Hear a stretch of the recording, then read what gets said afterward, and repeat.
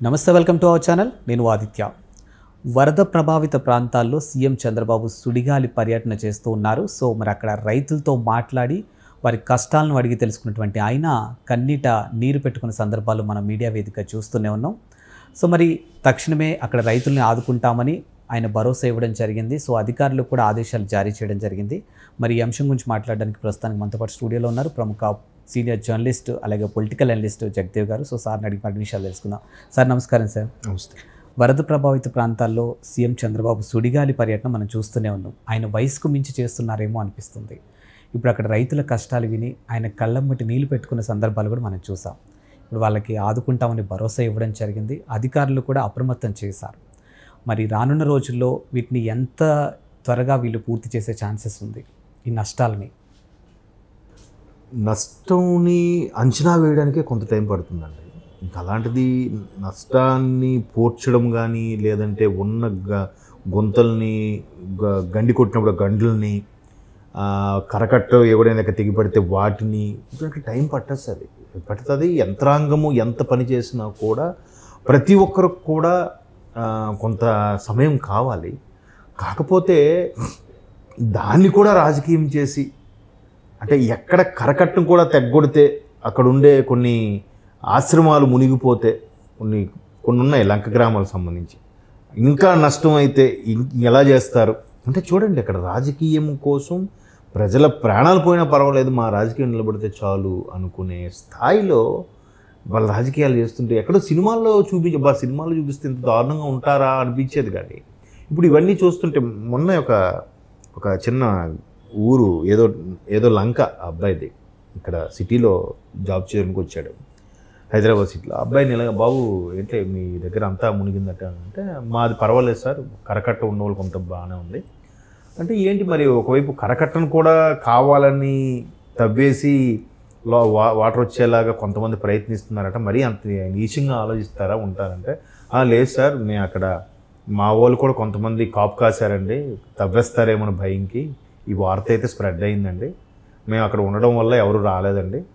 Already మా పక్క ఊర్లో ఇద్దరు ముగ్గురు కలిపి చెట్టు కట్టేసి కొట్టేశారండి తవ్వడానికి వచ్చిన వాళ్ళని అని చెప్పాడు. నేను అప్పటికి నువ్వు చూసావా అని అడిగాను నేను. అంటే ఈ జనరల్గా ఏమంటారంటే ఎవరు న్యూస్ ఇవాళ రేపు పేపరు టీవీ ఎలా ఏ ఛానల్ సపరేట్ ఆ ఛానల్ అయిపోయినట్టుంది కాబట్టి అది నిజమేనా అంటే, లేదు సార్ నిజమేనండి అని చెప్పి మా వాళ్ళు చూశారండి, అక్కడ నుంచి వీడియో కాల్ కూడా చేశారండి అని చెప్పాడు. ఆహా, ఓకే.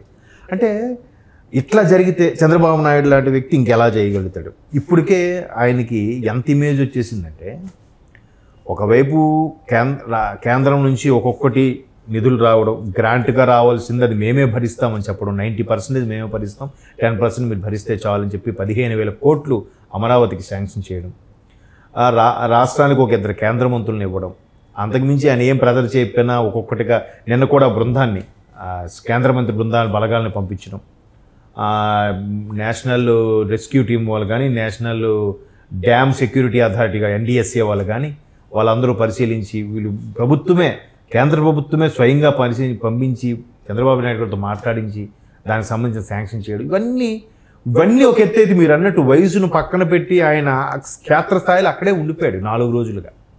అరే ఇది కదా పనితీరంటే, ఇది కదా అసలు ప్యాలెస్ నుంచి బయటికి రానివాడు. సమీక్షలు సమావేశాలు అయితే ఆ పక్క రూమ్లో పెద్ద హాల్ కట్టించుకొని అందులోనే సమీక్షలు నిర్వహించే ముఖ్యమంత్రి కావాలా, ఇట్లా మన దగ్గరికి వచ్చేసి గ్రౌండ్ స్థాయిలోకి వచ్చి పనిచేసే ముఖ్యమంత్రి కావాలా అనే స్థాయిలో పనిచేస్తుంటే అంత ఆయనకి పేరు నేము ఫేమ్ వచ్చేస్తుంటే ఎలా ఉంటుంది కడుపుమంట? అరే ఈయనకేంటి ఈ ఏజ్లో కూడా వచ్చేస్తుంది, మనం కూడా అలా తిరుగుంటే బాగుండేది అనే ఫీలింగ్ వాళ్ళకి వస్తుంది. ఇప్పుడు వాళ్ళకి వస్తుంది, బట్ వాళ్ళ నాయకుడికి వస్తుందో లేదో తెలియదు. కానీ అవును కదా, కరెక్ట్ కదా, ఈయన 19 తర్వాత కొంచెం కొమ్ములు వచ్చాయేమోరా అందుకే రావట్లేదేమోరా అనుకునే వాళ్ళు కూడా ఉన్నారు. బట్ ఈయన ఇప్పుడే ఇలాగ వచ్చాడో, అబ్బా ఏ విపత్తులు వచ్చినా అసలు ఈయన దురదృష్టమా ఏంటి పరిస్థితి, ఈయన వచ్చేసరికి ఇలా జరుగుతాయి. దాని తగ్గట్టుగా ఈయన అసలు దాన్ని చూసారా, పని రాక్షసుడు అంటారు ఆ టైప్లో. అసలు నిద్రాహారాలు కూడా లెక్క చేయకుండా, ఆరోగ్యం కూడా లెక్క చేయకుండా వెంటనే క్షేత్రస్థాయికి వెళ్ళిపోవడము, ఆ పంటి అంటారు, పంటి మీద నుంచి యువతలోటుగా ఒడ్డుకు వెళ్ళడము, ఆ కరకట్ట వరకు వెళ్ళిపోవడము, బుడమేరు వాగు దగ్గరికి వెళ్ళడం. నిన్న కూడా ఆ బుడమేరు వాగుకి అటువైపు నుంచి వద్దామని చెప్పి రైల్వే ట్రాక్ మీద నడుచుకుని సడన్గా ట్రైన్ వచ్చేసిందంట. లక్కీగా వీళ్ళు అప్రమత్తమయ్యి ఒక రెడ్ దగ్గరలో ఉన్న తీసుకొచ్చి చూపిస్తే ట్రైన్ ఆగిందంట. అంటే ప్రతీది కూడా అవన్నీ కాదు, ముందు గ్రౌండ్ లెవెల్కి వెళ్ళిపోవాలి. నెక్స్ట్ ఈ వరద ఏదైతే ఉందో, ఈ ముంపు ఏదైతే ఉందో మరలా రాకుండా చేయాలి అనే తలంపులోకి వెళ్ళిపోయాడు ఆయన. వెళ్ళిపోవడంతోనే అక్కడే ఉండి అన్ని పనిచేస్తున్నాడు. అలా పనిచేస్తున్నప్పుడు ముఖ్యమంత్రి స్థాయి వ్యక్తి అలా పనిచేస్తే కింద స్థాయి వాళ్ళందరూ కూడా ఆటోమేటిక్గా పరుగులు పెడతారు కదా, ఆబ్వియస్లీ. సో అది కావాలి. లీడర్ అనేవాడే చేస్తే ఖచ్చితంగా వెనుకొండలు అందరూ కూడా స్టార్ట్ చేస్తారు. లేదంటే లీడర్ బాబు తీసేయమ్మా, ఇది తీసేయమ్మా, లేదా ఇంట్లో కూర్చొని వీడియో కాన్ఫరెన్స్ చూసి ఇది ఎలా చేయండి అని అంటే చేస్తారు, త్వరగా అవ్వదు. అధికారులు కూడా వాళ్ళ ఆఫీసులు కూర్చొని చేస్తారు, గ్రౌండ్ లెవెల్కి వెళ్ళరు. సో ఇప్పుడు గ్రౌండ్ లెవెల్కి వచ్చారు కాబట్టి మంత్రులు, ప్రజాప్రతినిధులు, కార్యకర్తలు అందరూ, స్వచ్ఛంద సంస్థలు ప్రతి ఒక్కరు కూడా రంగంలో దిగిపోతున్నారు. సో ఇటువంటి ముఖ్యమంత్రి మాకు కావాలనే పరిస్థితిలో ఉంది. సో ఈయన కూడా రైతుల దగ్గరికి వెళ్ళి చూస్తుంటే ఒక్కసారిగా ఏంటి అంటే అప్పుడెప్పుడు దివిసీమకు సంబంధించి ఎంత ఇబ్బంది పడిందో ఉప్పెన, ఇప్పుడు మరలా అంత పరిస్థితి వచ్చింది, ఎప్పుడు ఇలా జరగలేదు అంటే ఫ్యూచర్లో ఎక్కపై జరగకుండా ఉండాలంటే ఏం చేయాలి? బుడమేరు వాగు దాని మానాన్ని దాన్ని పోయేలా చేయాలంటే అక్కడ ఉన్న ఆకుపైలు, ఆ కబ్జాలన్నీ తొలగిస్తే చక్కగా అది వెళ్తుంది. లేదా దాని ప్లేస్లో మనం వెళ్తే ఖచ్చితంగా అది దారి మళ్ళుతుంది కదా. ఇప్పుడు అది తిన్నగా హనుమాన్ జంక్షన్ మీదుగా కొల్లేట్లో కలిస్తే ఓకే, కలకపోవడంలో ఏమవుతుంది? మధ్య మధ్యలో కబ్జా చేసి కట్టేయడంలో పెద్ద పెద్ద బిల్డింగులు, గోడలు, వాల్స్ వేసేస్తుంటే మానవుడు తన యొక్క మేధస్సుతో ఆ బుడమేరు వాక్ కూడా నేను ఎటెళ్ళాలయ్యా మీరే చెప్పండి అన్న ఉన్న పరిస్థితి ఉంది. కాబట్టి ఇకపై రాకుండా ఉండాలంటే ఏం చేయాలి? వాటన్నిటికీ ఇంకా ప్రక్షాళన ఆల్రెడీ స్టార్ట్ చేస్తాడు. నాకు అర్జెంటుగా రిపోర్ట్ ఏది చేసేయండి, నేను ఒకవేళ మరలా ఇంకెప్పుడైనా ఈ స్థాయిలో వరద వచ్చినట్లయితే దానికి మనం సక్రమంగా ఒక రూట్ మ్యాప్ చూపించే పరిస్థితి కల్పించాలి, ఎటువంటి ప్రమాదం లేకుండా చూడాలి. ఎందుకంటే ఎప్పుడైతే రైతులు కాదు, చాలామంది బురదలో కట్టుకున్న బట్టలతో నిలబడ్డారు అందరూ.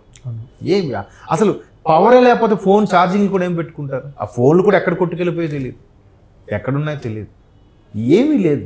ఇప్పుడు అన్నీ ఇప్పుడు అగ్గిపెట్టి ఉంటే కొన్ని పొయ్యి వెలిగించుకుంటారు, అన్నీ తడిచిపోతే ఏం వెలుగుతుంది? కనీసం చలి కాచుకోవడన్నామన్నా కూడా ఏం వెలగదు, అన్నీ తడిచిపోయి చెమ్మకు బురద అయిపోతే ఎట్లా ఉంటుంది పరిస్థితి? ఒకసారి ఊహించుకోండి. ఇంత టెక్నాలజీ ఉన్నా, ఎంత అప్గ్రేడ్లో ఉన్నా మనం కూడా. సో అట్లాంటి పరిస్థితుల వల్ల ఆయన అరే ఎంత దారుణం అయిపోయింది, ఒక్కసారి చలించిపోయి లాభం లేదని ఇంకా కసి మీద చేస్తున్నాడు ఆయన. మీరు అన్నట్టు ఆ వయసులో అది చేయడం గొప్ప విషయమే, నిజంగా గ్రేట్. ఎందుకంటే రాజు అనేవాడు కింద స్థాయికి రాడు, సేనాలు, మంత్రులు, సేనాధిపతులు, సైనికులు అందరికి చెప్పి చేయించవచ్చు. బట్ ఈయన గ్రౌండ్లోకి వెళ్తే ఆటోమేటిక్గా అందరూ వచ్చేస్తారు. చిన్న తెడ్డులో లైఫ్ జాకెట్ వేసుకొని వెళ్ళిపోయి చూస్తున్నాడు ఆయన, మోకాల వరకు నీటితో కూడా సంచరిస్తున్నాడు. అంటే ఇక్కడ ఎందుకు అంత క్రేజ్ వచ్చేస్తుందంటే ఏజ్ ఫ్యాక్టర్ కూడా. ఏజ్ కూడా 74 సంవత్సరాల వయసులో మనం అంత ఫిట్గా ఉంటామా అంటే క్వశ్చన్ మార్కే. అంత ఫిట్గా ఉంటూ మరి ఆ వయసులో ఎంత రెస్ట్ అవసరం? రెస్ట్ ఉంటుందా? మరి ఎంత హాట్ సీటు ముఖ్యమంత్రి అనేది మెంటల్. సో ఎస్, మీరు భుజబలం కన్నా ఆ బుద్ధిబలం అనేది చాలా అవసరం ఇక్కడ. ఎంతగా చేయాలి, మేనేజ్ చేయాలి, ప్లాన్ చేయాలి, నడిపించాలి, బిగ్గెస్ట్ టాస్క్ అది. బట్ ఆయన అది కూడా అవలేలుగా చేసేస్తున్నాడు. అంటే ఇక్కడ ఆయన అనుభవం చాలా ఉపయోగపడుతుంది అందరికి కూడా, ఆయనకే కాదు, ప్రభుత్వానికే కాదు, ప్రజలకు కూడా. పవన్ కళ్యాణ్ గారు కూడా అదే అన్నారు కదా, అంటే ఇప్పుడు ఆయన అనుభవం స్పష్టంగా కనబడుతుందయ్యా, వెళ్ళిపోవే విధానం చూడండి, అసలు ఆయన దూసుకెళ్లే విధానంగా ఆయన పైన చేయించి, ఈవెన్ హుద్దుకు కూడానండి. ఉత్తరాంధ్ర అంతా తుడిచిపెట్టుకుపోయిన సందర్భంలో నెల రోజుల్లో రూరల్ ఏరియాతో సహా అన్ని పోల్స్ అప్ చేసేసాడు, అన్ని పవర్ అప్ చేసేసారు, ఎక్కడెక్కడ చెట్లన్నీ మొత్తం తీసేశారు, ఎక్కడెక్కడ గండి కొట్టే అవన్నీ సెట్ చేసేసారు. రూరల్ ఏరియాతో కలిసి నేను చెప్పేది. అఫ్కోర్స్ సిటీలో మ్యాక్సిమం 3-4 డేస్లో అప్ చేసేసారు అనుకోండి, ఎట్లా మరి? ఆయన ఉన్నాడు అక్కడ. పొద్దున్న 4 గంటలు ఢిల్లీ కాన్ఫరెన్స్ లేండా, పొద్దున్న చీకటి లేకుండా చీకటిగా ఉంటే ఢిల్లీ కాన్ఫరెన్స్, తెల్లగా అవగానే మళ్ళీ వెహికల్ తీసుకుని వెళ్ళిపోవడమే, క్షేత్రస్థాయికి వెళ్ళిపోవడమే అది. సో అలాంటి రైతులు కన్నీళ్ళు అవి చూసి చలించిపోయాడు కాబట్టే, లేదు వీళ్ళకి ఏదో చెయ్యాలి, మన మీద ఇంత ఆశ పెట్టుకుంటున్నారు, ఇంత బాధ్యత పెట్టారు అని మరికొద్దిగా ఎక్కువ పని పెంచేస్తున్నాడు ఆయన. అది చూసే వాళ్ళకి కూడా, అధికారులకు ఎవరైతే తిన్నాలో ఆటపాటగా వచ్చే వాళ్ళు కొద్దిగా ఇబ్బందిగా అనిపించవచ్చు. బట్ కాస్త ప్రజల కోసం ఇబ్బంది తప్పదు. Thank you sir.